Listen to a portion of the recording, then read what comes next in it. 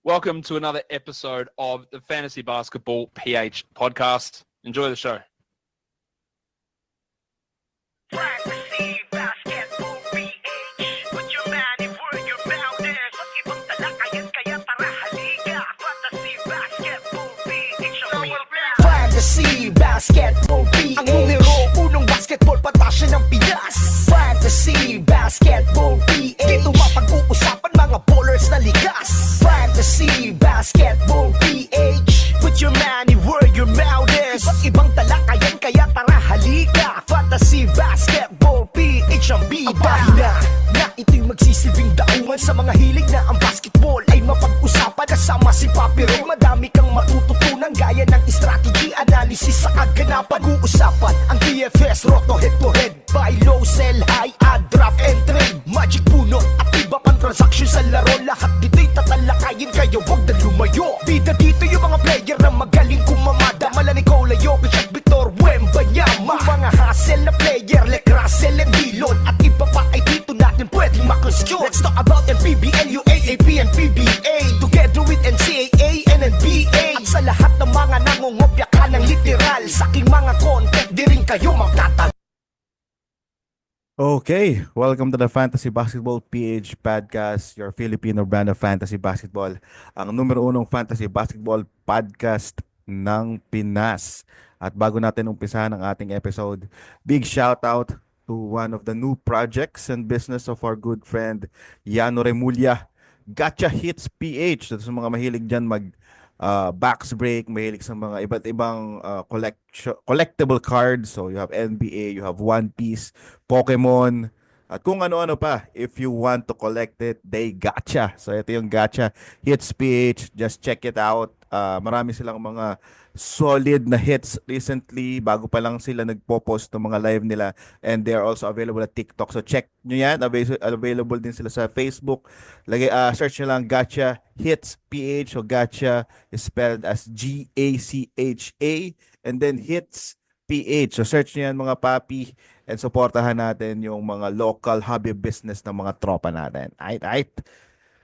Of course, plug din natin, shoutout sa Daily Fantasy for sponsoring our FBPH War Game. So, hina-hype ko talaga yan para hopefully ma-recognize siya sa global industry ng fantasy. And I think there's a potential to it. Napaka-solid na format. Iniisip ko nga, baka gumawa pa ako ng pang-local lang. Pero anyways, big shoutout dun sa mga sumali sa atin ng mga sports fantasy analyst repping their own brands. And nakita niyo yan, you have FBBI, Yahoo, RotoWorld, Insight, Fantasy Network, Menes Padman, Day to Day, NBA Fantasy Bible, Between Two Hoops, and then si Kayla Fonte naman sa Bitches Be Ballin'. So, i-guess natin lahat ng mga Team World. Hopefully, kapag may time sila, yun pa kasi busy. Pero big props kasi we're trying to network with them and showing ano ba talaga yung Filipino brand of fantasy basketball, di ba? Aight. Okay. So, for this specific episode, ano bang plano this episode? Actually, nagkaroon lang ako ng time eh. So, hindi to planado. And I think, baka ganito na lang yung gawin natin na format do sa mga next upcoming episodes natin. Dahil wala akong time na mag-create ng visuals. So, bakit hindi na lang natin gawing rekta kung paano ako minsan mag-analyze or mag-check ng mga updates. So, for this specific episode, I guess, we can call it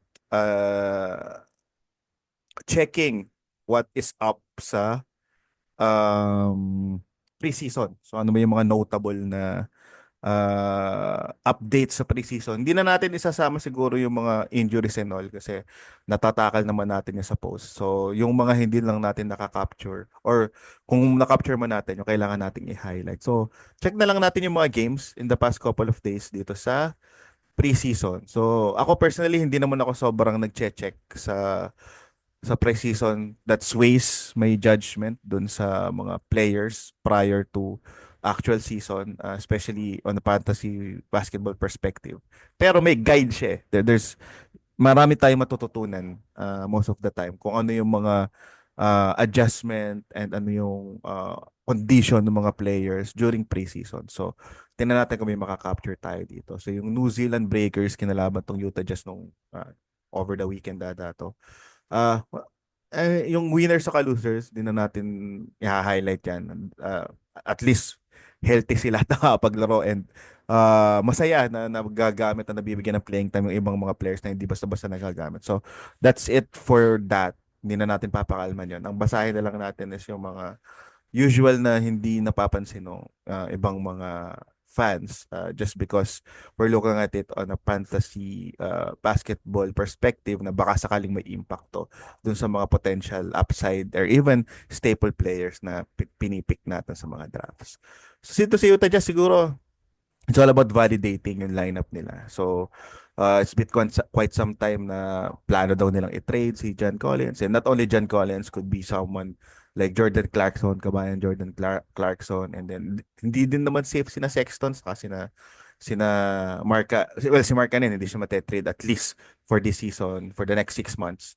Pero, yan, si Clarkson, si Sexton, si John Collins, yung iba pang mga players dito na pwedeng gawing kicker, potential yan. Especially knowing Danny Ainge. Feeling ko may chance na some of these players gets traded. And that is going to impact fantasy, especially those players like younger ones, like Taylor Hendricks, maybe Walker Kessler na sabi nila kailangan daw nila ng 2 first round picks, Keontae George. So, yan yung mga impact niyan. And doon sa kilalang player naman na katulad ni Lauri Markkanen, hopefully hindi siya ma-shutdown or walang pecking injury na mangyari.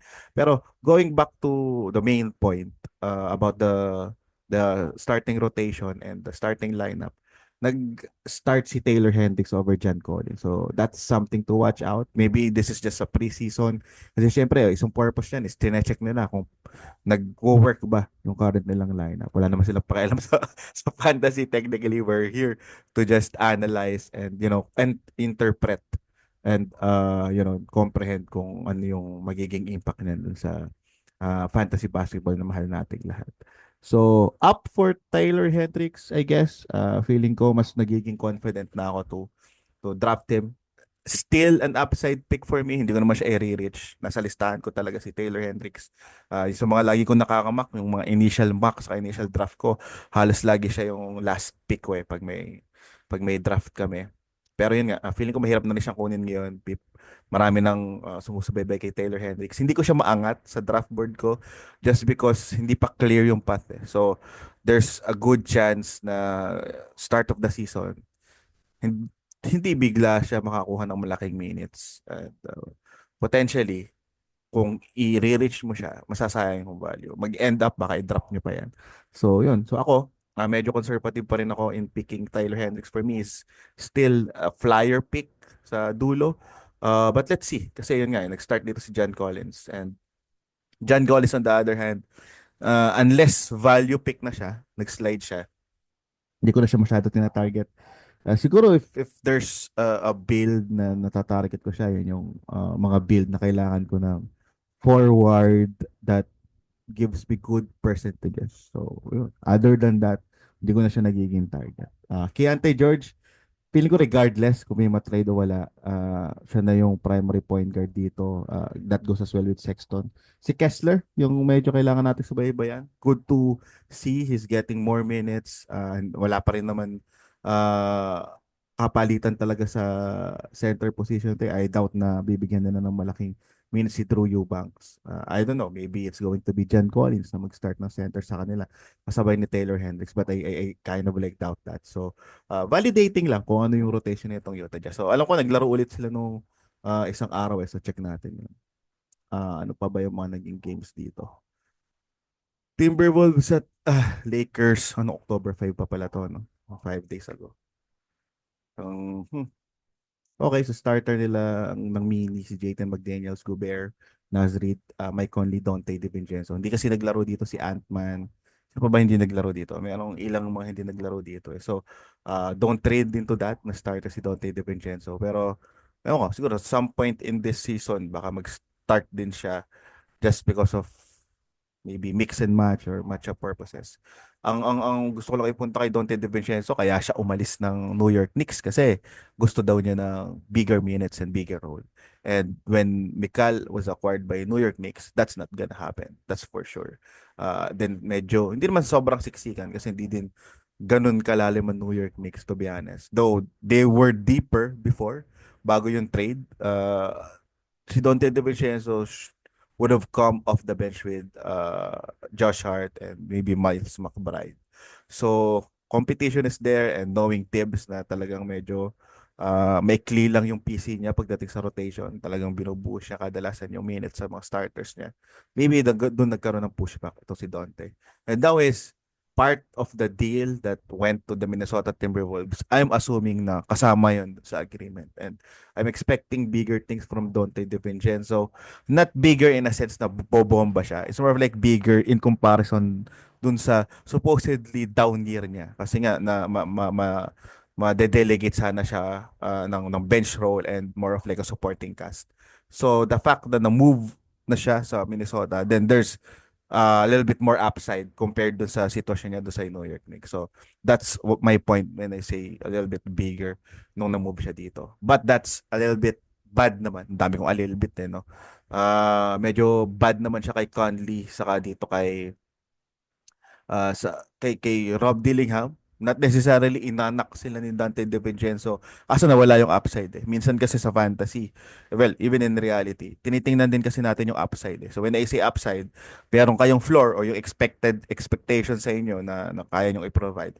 Tapos, meron pa tayong gray area ng upside wherein, may mga situations na kapag nangyari yon magkakaroon ako ng extra value. So with Dante DiVincenzo around, and actually even Julius Randle as a playmaker, it kind of like cups yung upside nito ni Mike Conley sa ni Rob Dillingham. So that's that. Feeling ko naman na nabanggit ko doon sa post ko during the trade. So dito sa lineup na to, feeling ko wala naman masyadong dapat basahin. Rudy Gobert, tumaas ang value. Naging masikip lang. Kasi before, off the bench, sinong aasahan? Wala namang high usage off the bench ng Minnesota aside from Naz Reid. Usually, defender si NAW, ano mo yun, si Kyle Anderson yun.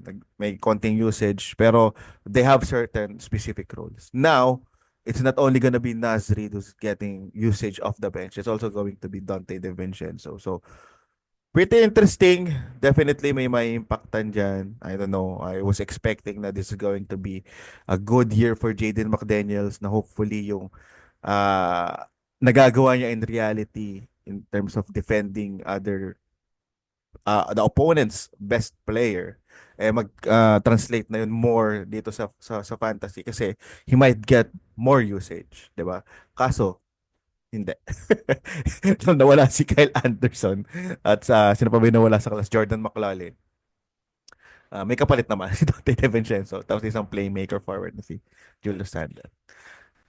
Yun lang naman dito. Los Angeles Lakers, ayun, big props kay LeBron saka kay Bronny James. Napaka-rare nung moment na yun.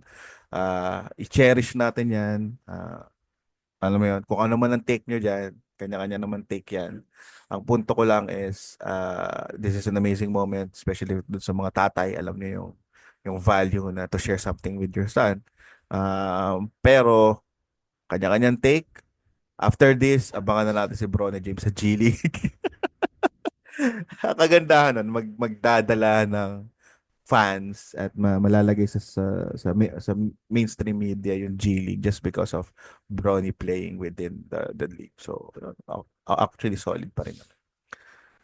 Ano ba yung gusto ko i-point out sa Lakers? Parang wala naman. Siguro, katulad nito, rumored na sabi ni JJ Redick, i-allow daw niya si Rui Hachimura to be their shooting forward. Encourages him to shoot a lot of threes. First preseason game, 3 attempts lang, isa nahulog. So I don't know if that's good, pero yung plus minus niya, -12 pa. Fan ako ni Rui Hachimura as a player just because of him being an overseas player and representing Asia. Pero fantasy-wise, hindi ko masyado gusto yung napoprovide na value nito ni Rui. Masyado siyang straightforward scoring. Hopefully mag-improve yan. If he shoots a lot more threes, then going to be better sa fantasy tawag dito, projection niya. But that's up for validation kung mangyayari talaga siya this season. Not targeting Rui Hachimura in fantasy. Yung the rest ayokong i-discuss kasi feeling ko alam niyo na naman yung mga value ng mga players niya. So yung mga something noticeable lang dito. Siguro si Max Christie, feeling ko he should get more minutes dito, 34 minutes siya. Solid to eh. Solid si Max Christie.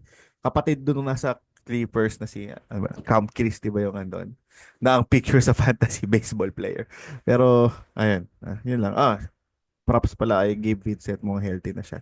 So, isa dun sa mga plano ko sanang gumawa o mag-analyze ng buong liga in terms of yung mga injuries, new coaches and all. Hindi ko na nagawa kasi ang dami ng 30. So, medyo na busy tayo. Well, honestly, tinamad din tayo.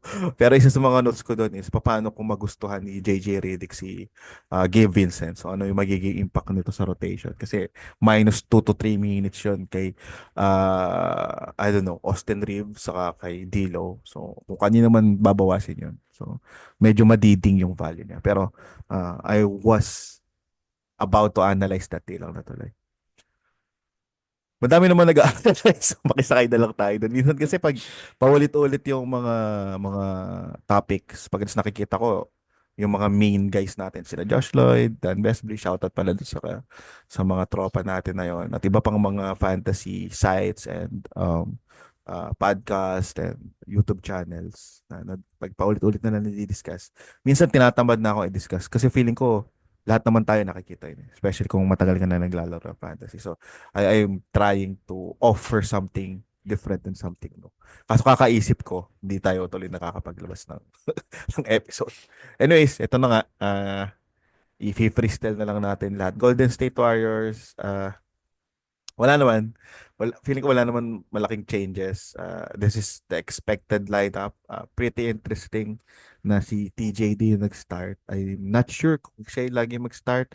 Could be Draymond Green at the center, pero mukhang mas bagay sa kanya yung power forward, and si Kuminga sa SF. Kasi tumatanda na rin siya. So, ano mo yun, being their primary center might need more physical activity. So, maybe it's TJD. Di ko alam. Maybe it's Kyle Anderson who can play the same role as Draymond Green. And maybe it's also their old, hindi naman ganun katanda, pero their traditional big man, Kevon Looney. So, that's the reason why nasa dulo si TJD. Kasi may uncertainty pa rin doon sa role niya. Hindi yan sure. So, if kulang kayo sa bigs, una kayo ng guard and forward, tapos ang first center nyo, si Trace Jackson, medyo alanganin for me. Hit or miss siya. Again, there's always a reason kung bakit nasa dulo yung mga players na yan. Yung iba minsan kagagawa ng site na value pick, na alala ko si Ja Morant ata nasa dulo ng umpisa ng season. So yun, site-related issue. Pero ito, ranking talaga to. And, with all due respect sa Yao, syempre, mas respectable naman yung ranking nila kesa sa ESPN. Pero anyway, yun lang naman yan. Jonathan Kuminga, siya yung upcoming dito na potential na second best player na daw. That goes as well with Pods. Hindi naman siya yung second best player, pero magkakaroon siya ng opportunity this season. Let's see if mangyayari yun. All the news is pointing yes, pero solid kasi si DeAnthony Melton eh. If you ask me, if you wanted to win, I think he fits a little bit better with Curry sa lineup over Pods. And then you also have someone like Bud Hill, diba? That, could act as if Klay Thompson didn't leave the Golden State Warriors. And then meron ka pang katulad ni Kyle Anderson who can be that second Draymond Green or second facilitator. So this is something to actually monitor. Pero as of the moment, medyo sumusure ng gumaganda yung trend for Jonathan Kuminga. Mas na-establish na obviously starter naman siya. Ang kinakatakot ko lang kasi mapunta siya sa position na hindi fit doon sa better role for him to get more or good to get better fantasy value.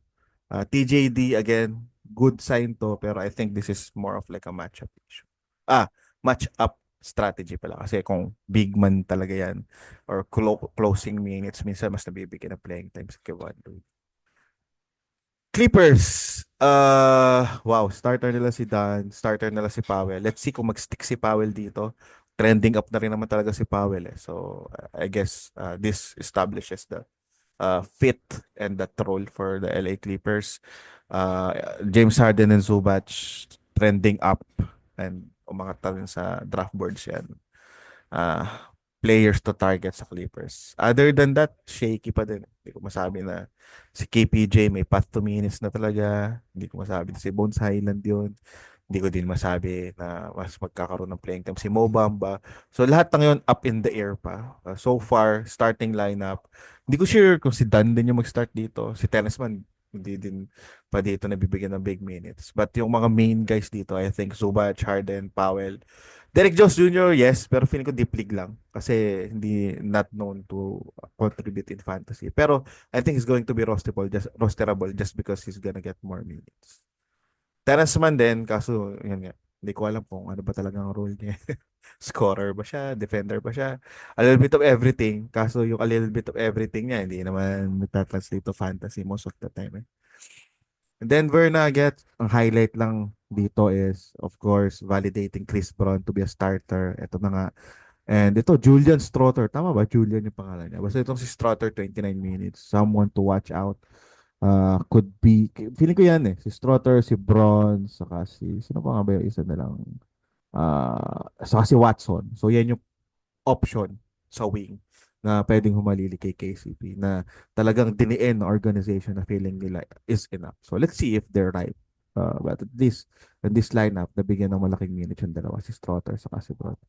Finally, medyo okay yung nakikita nating dynamics si Jamal Murray.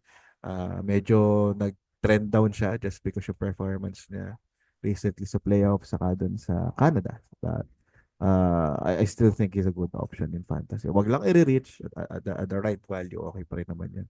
And looking at the Denver Nuggets lineup, parang siya sa kasi Jokic talaga yung aasahan usage-wise. Of course, you have MPJ and Aaron Gordon, pero I'm pretty sure chunk of the usage going within Jokic and Murray. Yun lang. Parang wala naman ditong something different. Boston Celtics, yung babalidate mo lang naman dyan, sino yung makakapag-start ng mas madaming minutes over dun sa mga reliever ni Kristaps Porzingis. So, wala dito si Tito Al and they started with Luke Cornet, which is logical dahil kalaban si Nikola Jokic. So, I'm expecting the same kung regular season na tayo. Yeah, that's it. Wala dito. It's practically almost the same Boston Celtics that we know last year. Okay, dito tayo sa Knicks and Hornets. Sa Hornets, unang-una, healthy si LaMelo. Yun lang. Feeling ko yun na yung pinaka-biggest thing dito. Si Josh Green, rosterable ba siya? Ewan ko, nakikita ko sa kanya parang DFS lang din. Parang galing sa Dallas Mavericks. So, baka yun, gets good minutes pero not good enough to be rosterable in 12 team and even maybe in 14 team.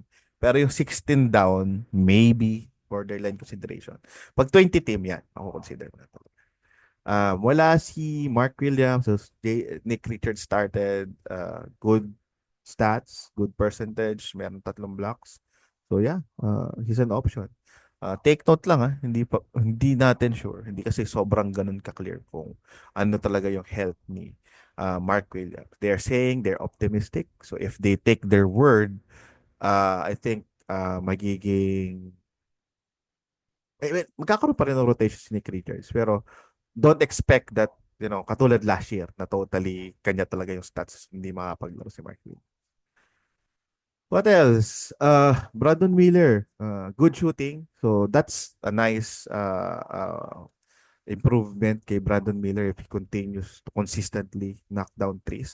Pero hopefully madagdagan yung defensive stats niya. Dito naka-isang block, so solid yun. Pero kasi sabi niya gusto niya maging two-way player. So let's see. He's a very good talent dito sa Charlotte Hornets. Di ko lang sure kung tama yung value niya ngayon sa drafts kasi minsan masyado siyang nare-reach. Hmm. Ano pa ba? Aha, okay na tayo dyan. Tingnan natin nung linggo. Ay, ito na pa yung linggo. Nung Monday. Okay, nung Monday, Wizards Raptors. Ayan, siyempre, ang redemption season ni Jordan Poole. Dun sa pagkaka-injury ni Malcolm Brogdon. Feeling ko kahit naman nandiyan si Malcolm Brogdon, lock na talaga si Jordan Poole as their point guard. And ang talagang magkakaroon ng upside dito ay someone like Bilal Coulibaly and Bob Carrington saka si Corey Kispert. Kasi yun yung backcourt players ng Washington Wizards. Sino doon yung aangat? Hindi ko alam. Ang importante lang dyan, upside-wise, Coulibaly saka itong si Bob Carrington has more upside than itong si Corey Kispert. But what if Corey Kispert ends up to play more? Kasi they need shooting dun sa lineup. So, hindi siya mess. It's still a good thing kasi almost ito na yung i-expect natin down the road kapag patapos na yung season. Napaga lang kasi na-injury si Malcolm Brogdon. So, last late round pick, yeah, very interesting yung tatlong players na yun. Especially itong si Bob Carrington and Bilat. Other than that, yeah, nothing to read here. Siguro shoutout lang dun sa bagong atabs natin na si Alex Sar. So, uh, ba't ko nagustuhan si Alex Sar? Honestly speaking, totoo pa rin naman yung sineshare ko sa inyo dati nung mga lives natin na si Zach Edey yung primary rookie ko na palagay ko has highest chance to win the Rookie of the Year. Just because yung pag Rookie of the Year kasi it's not about stats lang. It also involves impact sa team. So, obviously, dahil Washington Wizards is hard, hindi ko talaga siya mako-consider unless mag-ala Wemby rookie season siya, di ba? So may edge talaga si ED just because the opportunity is there and then being their primary center at his rookie season tapos kung makapasok sila sa playoffs, malaking advantage yun. Also, in fantasy, that should translate kasi they're going to be competitive and then they're going to lead. So, yeah. Mamaya na natin pag-usapan si ED sa Memphis. Pero yon si Alex Sarr kasi pasok siya doon sa mga option. Of course, ang iboboto ko si Stefan Castle. May analysis naman ako doon sa realistic na pwede mangyari. Pero as a fan, a solid fan of San Antonio Spurs, wala na akong pake doon. Either ways, kahit na medyo mas mahirap yung path ni Stefan Castle to win the Rookie of the Year, siya pa rin yung iboboto ko. Ganun talaga tayo. Bias tayo sa Spurs. Ito naman si Sarr, feeling ko, fantasy-wise, I'm not saying na sobrang hit talaga siya na kailangan i-reach mo. Ang punto ko lang doon sa pag-step up natin doon sa debate show and argument show ni Papi Josh Lloyd wherein medyo na sales talk natin siya kay Alex Sarris. He has a potential at upside. Alam naman natin lahat. And apparently, people hated him just because of yung performance niya sa Summer League. And every time na may ganung situation, I always see an opportunity na, uy, under the radar to. Kasi ayaw na ng lahat sa kanya. So, kaya nag-root ako kay Alex Sarr. That's the reason why inask ako ni Josh Lloyd, sinong gustong pag-usapan? I told him, yeah, let's talk about Alex Sarr. Kasi majority ng gineges niya, pinag-uusapan yung mga kilalang mga players na. So ako, gusto kong i-mix dahil kumuha ako sa first round, which is si Jason Tatum. Then nilagpasan ko na yung ibang rounds. Doon ako rumekta sa dulo. And I was really implying na hindi lang siya dapat talaga last round pick. Yun lang yung punto ko. Hindi ko sinasabing i-reach nyo siya. Hindi ko sinasabing kunin nyo siya sa round 7 o ano. Kasi maaagaw nyo siya sa akin. Hindi, joke lang. Hindi. Ano, um, madami pa rin risk kay Alex Sarr. There's uncertainties to rookies. Alam naman natin lahat yan. Ang punto ko lang is his ability to block really fits well doon sa trend this season. Marami nang nagpapatanggal ng dalawang center just because there's not a lot of good centers. For me, fine, pero I don't really 100% agree on that. Feeling ko it's a good challenge. Feeling ko we have enough good centers. And it gives, kasi lahat gustong i-balance pero kasi minsan yun talaga yung kaganda ng fantasy and strategy. Kumbaga pagalingan na lang. So minsan ayoko talaga magbago dun sa standard ng Yahoo kasi, I mean, hindi yun yung default But that's a different conversation siguro. Pero ang punto ko lang, kung wala kang makukuha block sa ibang mga center or hindi mo trip, you have someone like Alex Sarr na minsan hindi pa nga nadadraft. So, yun talaga yung point ko. I'm pushing na mapansin siya ng mga tao kasi he offers something valuable. And I think it's either is gonna help you to get just a blocker in your team. Maybe lock blocks kung meron kang Chet or Wemby or Triple J sa mga unang picks mo or all bigs ka or mas maging competitive sa block. So either ways, blocks being a little bit rare compared to other stats right now and ano siya, hot commodity siya. Gusto kong i-highlight sa Alex. Yun lang naman. Sino mo kalaban nila dito? Toronto Raptors, abangan lang natin kung sino pa makakapalitan ng jersey ni Grady Dick.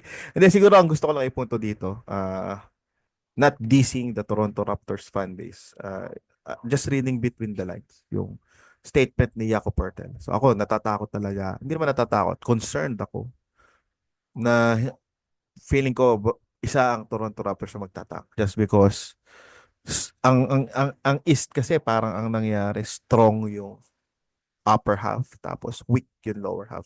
Kasi doon yung Detroit Pistons, doon yung Charlotte Hornets, and then mediocre si Toronto Raptors. So, do you want to be a mediocre team? Or, may mga younger players ka dito to develop and then try your chances to get more younger pieces. Diba? I think they're in that situation right now. Tight din yung rotation nila. Ilan lang naman talaga yung mga pangmalakasan nila dito. You have Emmanuel Quickley, Scotty Barnes, RJ Barrett, Jakob Poeltl. So, sila yung mga primary na players. Do you think that combination of players is some team that can be in the play-in or playoff tournament? If we're gonna be honest with it, medyo tagilid. So, if I want to do a smart move as a GM, uh, malaking decision yun. Feeling ko, tingnan natin kung sa umpisa magpapanalo tayo, edi let's just ride it out. Pero at some point in time, na-injured pa si Bruce Brown. Hindi naman sobrang tagal, pero injured si Bruce Brown. Nagdududa ako. And with that said, na back up pa yung statement ni Jakob Poeltl na sabi niya, wala mo nag-expect sa kanilang manalo, allow na lang na ma-develop yung young guys. So, yeah. So, shout out to Dick.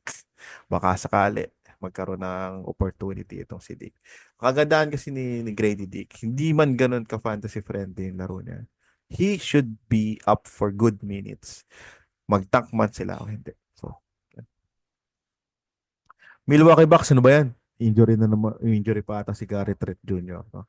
Hopefully, hindi naman malala. Pero, ano bang story to? It's just going to be Lillard and Giannis show. So, yeah, wala akong masyadong nire-read between the lines dito sa Milwaukee Bucks. Teka lang, may gusto akong ano dito rookie. Si Kai Soto. Ano ang pangalan? Din-draft nila na rookie. Malimutan ko na. Ito, Tyler Smith. Yan. Yun, minus 23. So, tingnan natin kung makakakuha siya ng playing time. Kasi, isa siya sa potential nilang pwedeng investment for the future. Other than that, medyo naka-all in talaga sila. Dito sa Suns, ano ba yung, validating Tyus Jones minutes and role. So, mukhang nagme-mesh naman si Tyus Jones sa kanilang lahat. Kaso, hindi pa sila full, full blown. Tapos, seryoso ba talaga? Tyus Jones, Bill Booker.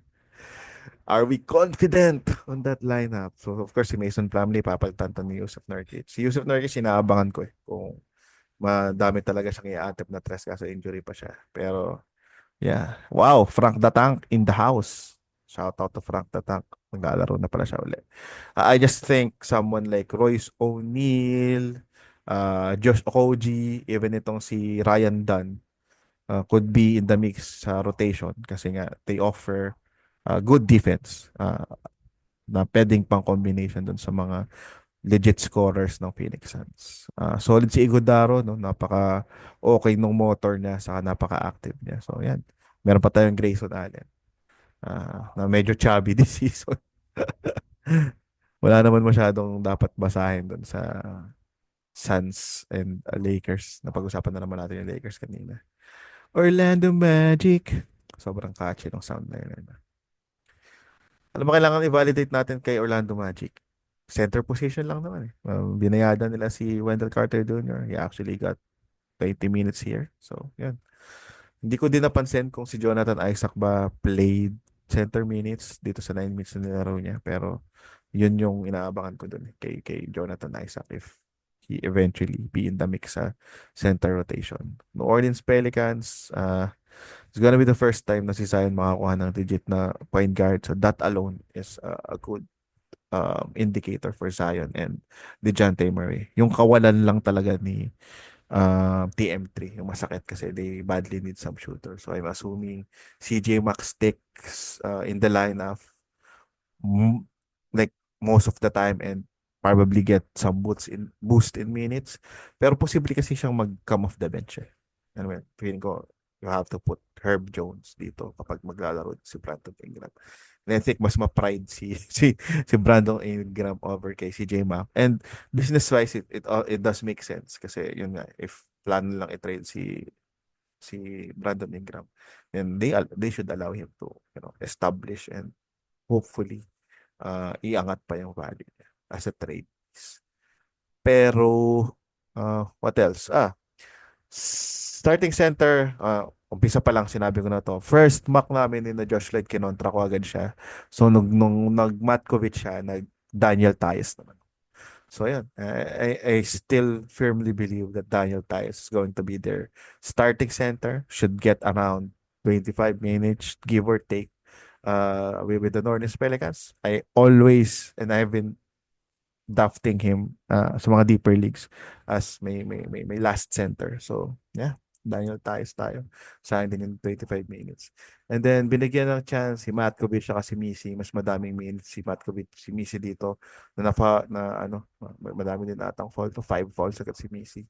I think in reality, posible pang si Matkovic yung makakuha ng mas madaming playing time kasi mas NBA ready na siya. Solid yung katawan ni Zion. Hopefully, it's a good trend na moving forward. Ito na yung Zion na makikita natin. Okay, next. Ano pa tayo ngayon? Agis, no? Lakers talaga Sixers, saka sa Breakers. Hindi naman naglaro dito si na Embiid eh. Siguro dito, gusto ko lang i-shoutout yung si TikTok legend na rookie nila. Adam Bona. Hindi, joke lang. Si McCain yun. Got 28 minutes, 4 of 9 sa tres. Sobrang solid na shooter ni McCain. Dito, 15-7-3. 4. In the future, solid yan. Magandang investment niya. Sana matanggal na yan si Eric Gordon. Pero at for now, hindi pa. Si Bona, ayos din. Ayos din na center. Kaso, as long as Joel Embiid is there. Shoutout kay Joel Embiid. Tinatry kitang i-bulletproof sa build. Challenging pero yun ang mga gusto nating trip eh. So tinatry ko ma-bulletproof si Joel Embiid. So ang mentality dapat, what if makapag-build tayo ng team that Joel Embiid is gonna act as if you picked him ng round 3. Kung ganun yung value niya, 'di ba? Okay na kahit mag 60 games lang siya or 50 games. Kasi kung i-treat mo lang siya na first rounder, doon lang naman ang hassle eh. So I'm trying to build a team na kaya yon and with enough backup. So panoodin nyo yung draft ko sa Sports Ito. Shoutout do sa mga legends natin sa Sports Ito. Salamat sa pag-invite. Dr. Aaron Bruski, and Rick Kamla.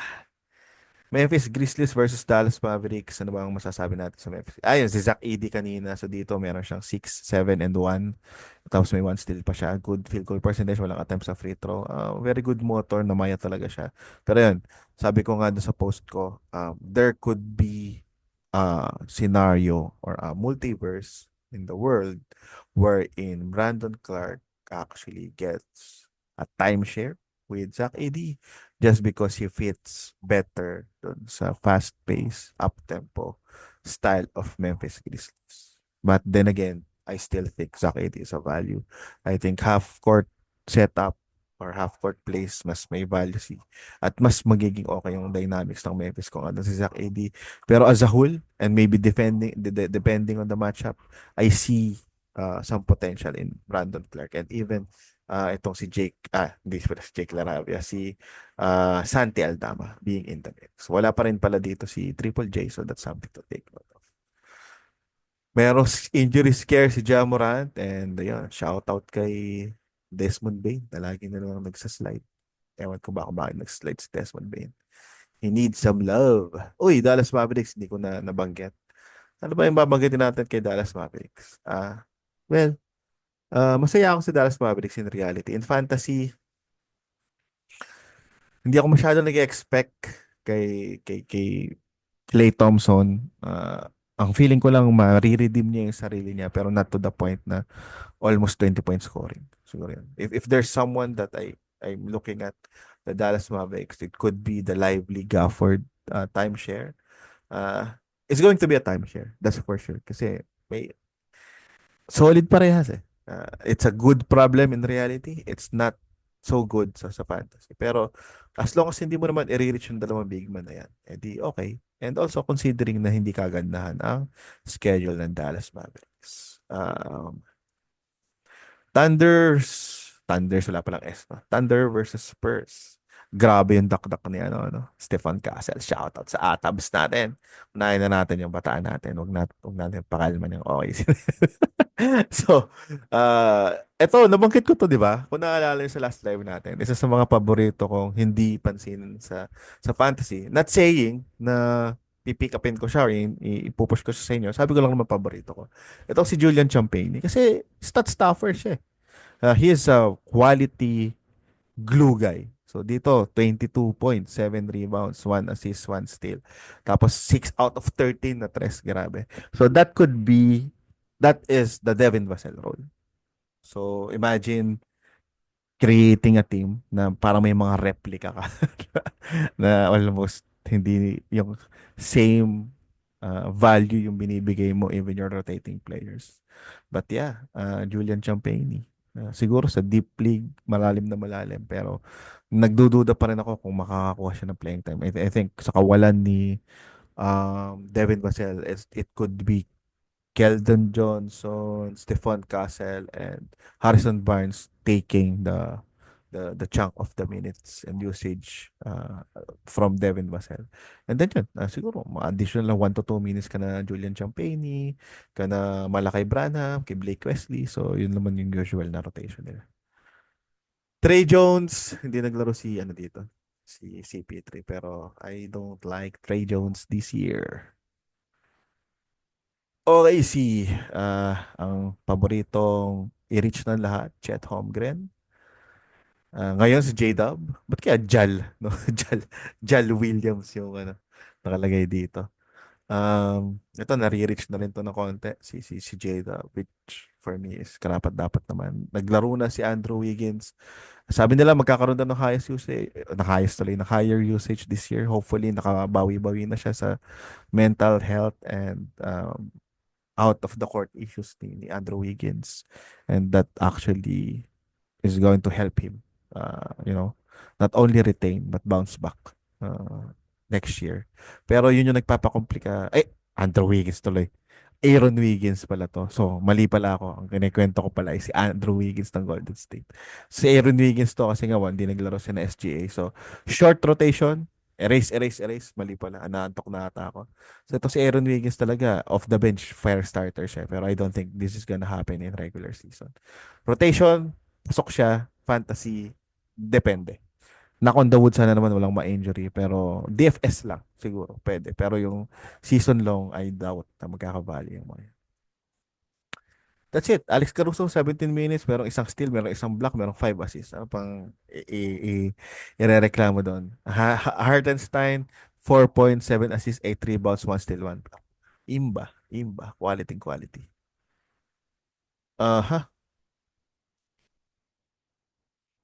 Who else? Ito pala. Grabe, isa to sa mga nakahype ako na team, Houston Rockets. Kaso kasi pagdating sa fantasy, ang sikip ng kanilang rotation. So you have Amin Thompson start starts dito sa larong to. Na-hype talaga lahat kasi alam naman natin na per minute guy itong si Amen Thompson. Napaka-solid ng fantasy projection niya. In 22 minutes, meron siyang 13 points, 1 assist, 2 steals. Wala siyang tres, pero good percentages. Almost can do it all, Amen Thompson. Almost can guard 1 to 5. Pero almost getting around 20 to 25 minutes lang. Minsan nga 18. So that's not good. I doubt na basta-basta nila tatanggalin sina Dylan Brooks. They want to win and I think they need vets. So I think mag-stick yan. So yun, feeling ko si Amen Thompson lang talaga yung ano dito. Ano na siya, chain na siya. Kung anong mangyayari sa starter, maapektuhan yung mga bench. Ang tawag nila dito, 9-man ba? Or 7-man rotation. You have Cam Whitmore, Amen Thompson, meron ka pang, ang dami pang hindi naglaro dito. Hindi naglaro si, naglaro pa si Kabayan. Naglaro pa si Kabayan. Hindi naglaro dito si Dylan Brooks. Hindi naglaro dito si Tari Eason. Yung the next Curry, si Reed Shepard, Seth Curry. Hindi, joke lang. Solid. High upside talaga si Reed Shepard. So, it's a good problem for the Houston Rockets dahil napaka-talented ng lineup nila. And ang pinaka-bottom line lang dyan, mga paps, they need to win. And winning means maybe rotation-wise, mas magkakaroon ng playing time ng mga vets. Okay. Next. Ito na tayong kanina kasi hindi ano to naka-PST time. Naka-PST time ano. Ano ba tong October 10? Yan, wala pa. So yung last natin, we ano ba yan? Ang last na day na pag-usapan natin. Ay, wala pa rin pa pala. So yun na pala, yung last day. So yun, ipunin ulit natin yan. Balikan natin, create tayo ng another episode. So, yun muna yung mga takeaways natin dito sa preseason. Not looking at the scores and all, but more of like uh, the quote and unquote reading between the lines of the dynamics and impact sa fantasy basketball. Okay, yun lang muna tayo. Kalmado lang tayo mga papi. And then, abangan ulit natin yung next episode natin. Shoutout dun sa mga followers natin. Shoutout dun sa mga tropa natin sa international scene who has been inviting us. Di ba? Josh Lloyd na guest tayo. Sports Ethos na guest tayo. And there's gonna be more. NBA Fantasy Bible, gina-guest din tayo. And super proud and super hyped and happy. And nagfa-fanboying ako kay Josh Lloyd, sa tatlong legends ng Sports Ethos. Yun. Sobrang gandang experience para sa akin and I'm happy that I can actually share how strong and still getting stronger yung community natin ng fantasy basketball sa Pilipinas. Ay. Okay mga paps, yun lang naman. If you haven't followed the podcast, the page, the YouTube and all, gawin nyo na yan para hindi ko pa just to show how passionate I am. Hindi ko pa siya na monetize pero mukhang kailangan ko na siyang i-monetize para kahit papaano naman maging maganda yung performance ng page natin. Ano lang talaga to for the love of the sport so far. And happy ako na nakakakuha na tayo ng mga sponsors, nakakapag-organize na tayo ng mga initiative dun sa community natin. Okay. Yun na muna. Paalam mga papi. Till next episode. Bye-bye.